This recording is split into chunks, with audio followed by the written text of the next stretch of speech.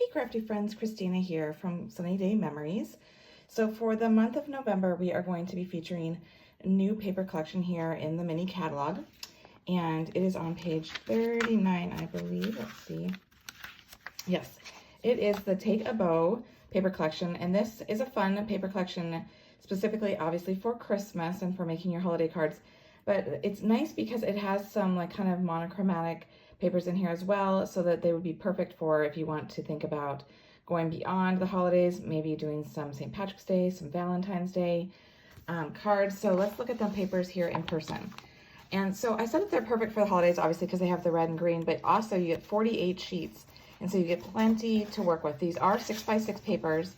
So the one side has the multicolored with all of the greens and the reds. And then when you flip it over, here's kind of more of the monochromatic. And kind of what I was saying here, you could go ahead and use these greens, and you could do some St. Patrick's Day if you want to be thinking ahead. You've got some that you could do for Valentine's Day. I like to think outside the box and get maximum use of my papers. And so I'm going to have some of those ideas to share for you this month. So let's go ahead and get started.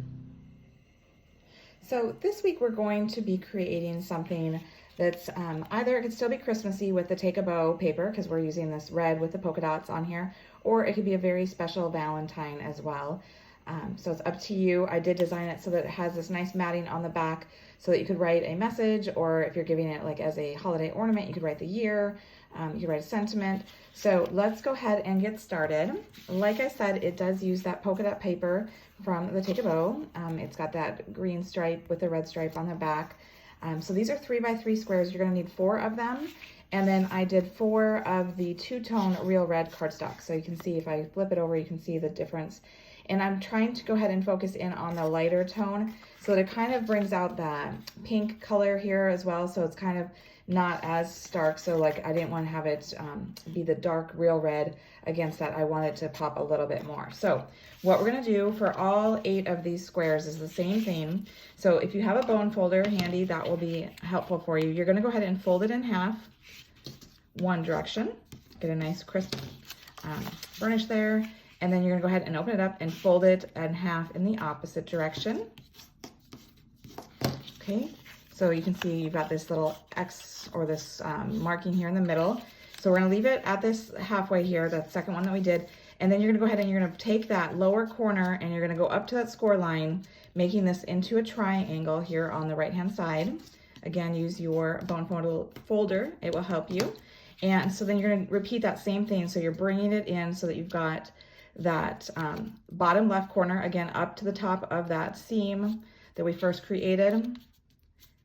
And you'll notice here with mine, I wasn't super careful with it. And I do have some of that green popping through, but that'll be okay, because then what you're going to do is you're going to open it back up. So you kind of got like these wings, and then you're going to go ahead and you're going to take them like this, and you're going to actually glue them together so that it creates that 3-dimensional look to it. So I am using tear and tape because I like that it's strong and it's going to have a quick hold for me.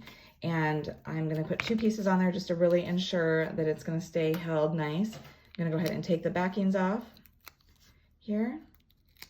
And then I'm going to bring this together so it creates that 3-dimensional shape, so that this edge is going to that score line on the other side here. So it's almost kind of creating, what would I call this? Kind of like a little tent look to it, I guess. And it's okay if your adhesive comes out a little bit, because this is actually going to be glued down onto this circle, and we'll get to that part in a moment. So you'll have something that looks like this. So we're going to go ahead and I'll repeat it again so you guys can see it. But then I won't make you watch me do all 8 of them. But so you're going to fold it in half. You're going to rotate and fold it in half in the other direction. So this is just giving you those crease marks so you can see where you're going to be working with it. Okay, so then you're going to go ahead and take this lower right corner up to that score line there that's in the center, so that you're creating a triangle here on the right hand side.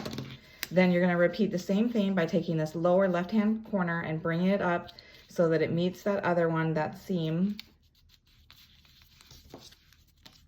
And like that. And so then you're going to go ahead and open it back up, and you're going to bring these 2 together. So we'll go ahead and put some of the tear and tape on there. And it doesn't matter if you do it on the same side each time. If you want to be consistent, you can. It's just so it's holding it together, so you've got that nice 3-dimensional look to it. Okay, so removing the backing and then taking it so that it's flush up to that seam. So you've got 2 of these now, okay? So I'm gonna go ahead and continue and get the rest of them made up. So you have all 8 of them all prepared just like this, and I went ahead and I alternated them just so I can kind of see visually how it's going to go together. So then you're gonna need a circle, or you could use a square, whatever you have that you can work with. I did a circle that's a little bit smaller than what the size of this is going to be. So this is a 2.5 inch circle. I have the real red on the one side and the lighter tone on the outside. Because I was featuring the lighter tone, I am gonna have that down so that I have the real red facing up, so these are gonna be glued to the real red color here. And I'm gonna go ahead and use some liquid glue for this part, and basically I fill the whole circle like up pretty good. Normally I wouldn't use so much adhesive, but I do really wanna make sure that this is gonna make good contact in a lot of different areas when I do this. And so I tend to do it into pairs. So I'm gonna go ahead and start with these 2 real red pieces, and I don't really measure it out. I just kind of eyeball it so that it's kind of centered there on the circle, and so that these 2 are about equal. The tips are going to be touching. I go ahead and I put my finger on the inside to make sure I can get good contact with that. And then I'm gonna go in again with pairs. I'm gonna take my 2 pattern pieces and I'm gonna go right next to that one. Again, putting my finger inside so that I can help make that contact. Again, taking a pair, I'm gonna take the 2 light real red ones, pushing on the inside to make good contact. And then finally my last 2 pattern ones. And so you might have to do a little futzing with it, kind of squishing and getting them just right. And that's kind of also the benefit of using a liquid adhesive, is that you have a little bit more time to kind of mess around with the placement of everything and just kind of get it just right. Okay, so I am happy with that. So one thing I did want to point out is that you may notice some of that green showing in that pattern paper. So if you are planning to use this for Valentine's Day and you really want to ensure that you don't really get any of that green Christmas vibe going, you could take a sponge dauber, and that's what I did with the real red ink, and kind of sponge over all of the edges. It'll also take away that white edge of the 2-tone cardstock. But for this one, I'm just going to leave it as it is, but I wanted you to kind of see the difference in the 2, with this having that white core and also possibly some of that green showing through with the pattern versus me sponging. And I will note that where that green was popping through with that sponging does make it a little bit darker, so that may also be something that you should take into consideration. Okay, so now we're gonna kind of let that sit like that. Then I wanted to have a center focal point here, and so I used our new Hearts of Elegance dies, and I used this small little heart here that has the little stitching on it, and I did it in the basic white. And then in order to get it raised enough, I went ahead and I took some of our dimensionals. This was, for me, the easiest way. You could build a little mechanism in the center of your ornament to kind of help raise it, but I figured I would just take 3 of our dimensionals, and actually I should have stacked them beforehand. That's what I'm gonna do, is I'm gonna go ahead and put them on the back of my heart here and layer them so that I can get that lift, so that it's that, because that has that well there, that little valley down there that it can't quite make good contact with. So if I put these together, it raises it up a little bit for me to make contact. And then I'm just going to press in the center there. So now it's made contact. And then I'm going to go ahead for the center of my heart. I wanted to use our new twisted gold trim here. And I've taken 2 strands that are 6 inches, and I'm just going to go ahead and tie it into a bow. And I did it as 2 strands just so it would have a little bit more to it, a little bit more bulk, a little more visually appealing than just a single one. A single one would kind of been, if I kind of put that by it, you can see it doesn't have as much wow factor to it. So I'm going to take 2 of these and tie them in a bow, and then I'm going to affix them with a glue dot. So I'll just go ahead and do this and futz with it a little bit till I get it right. So I've gone ahead and done my bow, and as you can see, my strands are not equal, so I'm just going to simply pull them by each other and then just trim off the ends so they are more balanced. And then I'm going to take a glue dot. So this project uses multiple kinds of adhesives because they all have a different purpose, right? So I'm gonna go ahead and put that glue dot on there, stick it in the center of my heart. And then I've taken a piece that's also 6 inches just because I want to keep everything very consistent. The trim was 6 inches, this trim is 6 inches.